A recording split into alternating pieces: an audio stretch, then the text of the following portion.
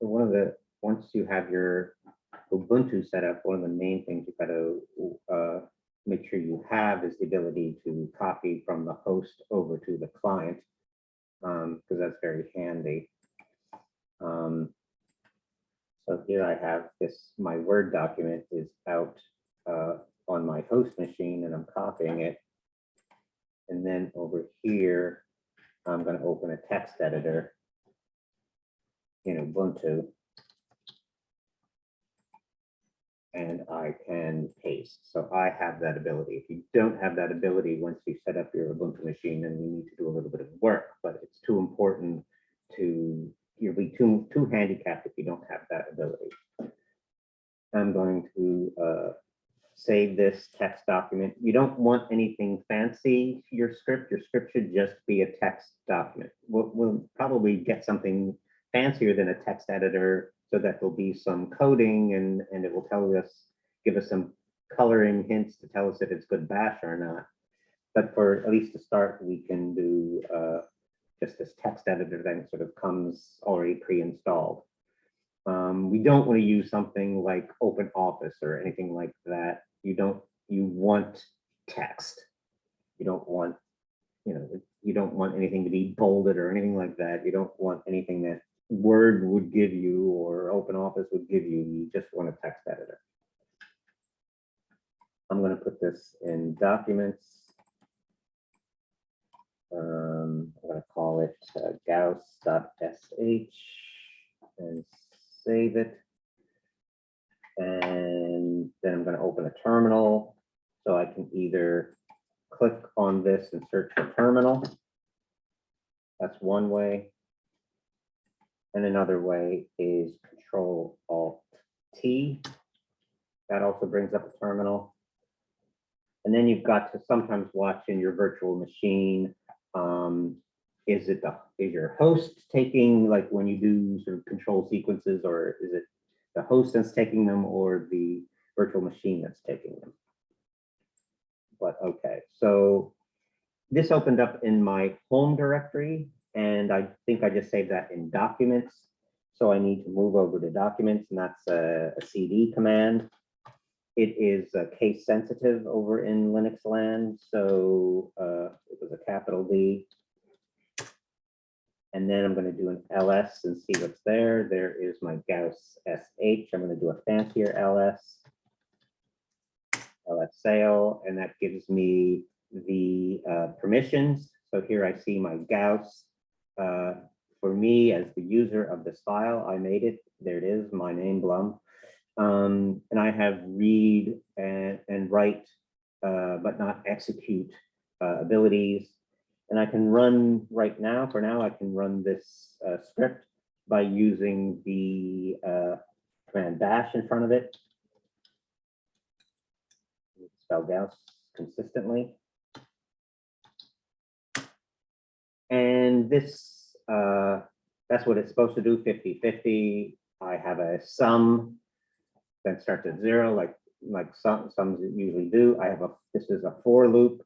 I didn't teach for loops yet, but this code is not necessarily for you to understand yet, but just for something for us to play with. But this is a for loop from starting at 0 to 100, going up by ones, and we are adding the sum we already have plus the counter. So we're adding up the numbers from 1 to 100. And then when we're done, we're echoing at the sum. And the sum of the numbers from 1 to 100 is 50-50. Okay. So that is one thing I wanted to show you, that you should be able to go between host and client in pasting. You need to know these commands about seeing what's moving around in the directory structure and seeing what's in the directory structure. So these CDs and LSs are very important commands. You really need to have a good handle on them. And now what I want to do is a little looking at the change mode command to change the permissions. So right now, this Gauss I ran the ls minus sail, and the user has read, write, but not execute. And the group has read, write, but not execute, and like the rest of the world can only read this file. That's what this is telling us. And the sort of, I find it convenient, but also probably the geekiest way to deal with these things is to work in octal, to work in base 8. And so each read, write, or sorry, read is like yes or no. I can read or I can't read. So we can think of that as 1 or 0. W is also, you can write or you can't write. So that's a 1 or a 0. And then execute, the same thing. So this is all yes or no. Can I write? Can I read? Can I write? Can I execute? And then there's the group, and then there's the rest of the world. And so this can be thought of as a binary number, 1, 1, 0, which is 6. But if you're not good at that, you can bring up your calculator and put yourself in programmer mode. I was already in programmer mode, but if you weren't in programmer mode, put yourself in programmer mode. And if I said that I had read, write, but not execute, that's a 6. And then the same thing for the group, and the same thing for the world. Or not the same thing for the world. The world can just read. So that was 1, 0, 0. And so right now, if you were writing this permission in this octal, well, this, yeah, it's 3 bits. So the numbers are up to from 0 to 7. And so that makes it octal, sort of a base 8 sort of a thing. And the numerically, this would be 664. 1, 1, 0, 1, 1, 0, 1, 0, 0, 664. And you can use those numbers to change. Let's say you're being very generous and you just want to give everybody everything. That's 777. So I could come along and say, change mode 777 Gauss. I have to learn how to spell Gauss. .sh. I still haven't spelled Gauss correctly. And then if I do an ls minus sale, here's another trick of working with the terminal. Your commands, you keep a history of your commands, so you can just arrow up, and I can get to the ls sale again without retyping it. And now my permissions are read, write, execute, read, write, execute, read, write, execute. So if somebody were clever, they would ask me, can you do this? Can you ask me to do something I asked you to do? No, he's going to be that clever. Okay.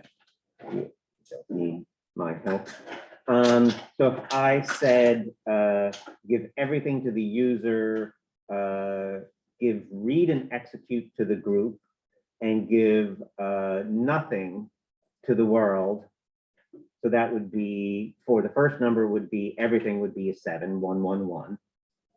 If I said read and execute, that would be 101, that would be a 5. And if I wanted to give nothing to the world, that would be 0. So if I said change mode 750,